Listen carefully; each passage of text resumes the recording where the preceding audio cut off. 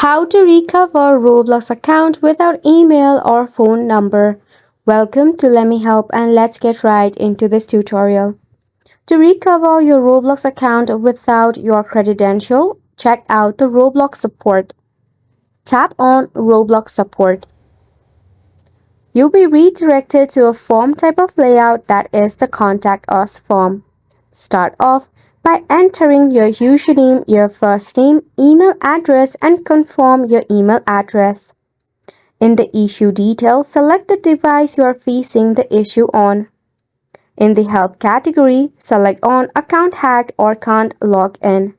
Just tap on the down one arrow and select from this list. In the second one, just tap on forgot password or hacked account. In the description of issue, you can just type in that you have forgotten your password and just help to sign in. If not, you can be creative with it as well. Once you are done with the verification, you'll be able to submit your ticket regarding your issue. Roblox team will get back to you with an instruction via your email.